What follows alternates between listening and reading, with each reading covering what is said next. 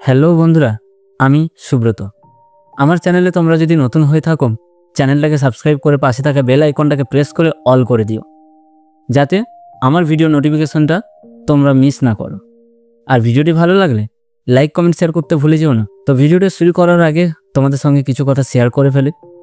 তো এটা আমার একদম চ্যানেলের ফার্স্ট ভিডিও। এই ফার্স্ট ভিডিও থেকে যদি তোমাদের কিছু প্রবলেম সলভ করতে পারি তাহলে অবশ্যই কমেন্ট করে জানিও।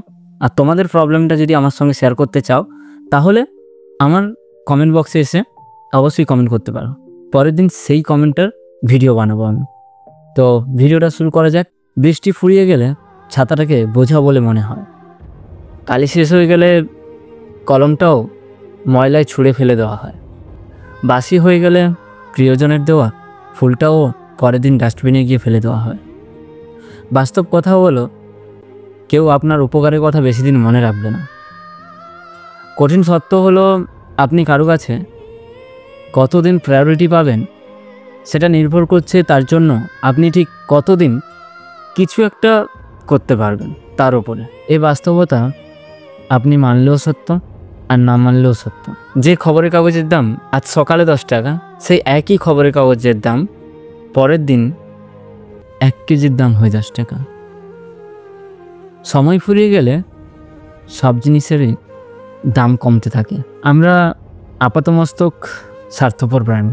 ভিখারিকে 2 টাকা ভিক্ষা দেওয়ার আগেও মানুষ চিন্তা করে ঠিক কতটুকু পুণ্য হবে। স্বার্থ ছাড়া মানুষ ভিখারিকেও ভিক্ষা দেয় না। এত কিছুর পরও চলুন না একটু হেসে কথা বলি। রাগটাকে দমন করে অহংকারটাকে কবর দিই। ভালো থাকতে চাইলে প্রত্যাশা কমিয়ে ফেলুন। আপনি যদি কারোর জন্য কিছু একটা করে থাকেন তাহলে সেটা চিরতরে ভুলে যান, নয়তো এই জিনিসটা আপনাকে অহংকারী করে তুলবে। আবার কেউ যদি আপনার জন্য ছোট্ট উপকারও করে থাকে তাহলে সেটা মনে রেখে দিন, কারণ এই মনে রাখাটা আগামী দিনে তোমাকে অনেকটা পথ এগিয়ে নিয়ে যেতে পারে। তো আজকের ভিডিওটা আমি এইটুকুনি। যদি আমার এই ভিডিওটা তোমাদের ভালো লেগে থাকে অবশ্যই লাইক কমেন্ট শেয়ার করতে ভুলে যেও না। আবার দেখা হচ্ছে পরের ভিডিওতে।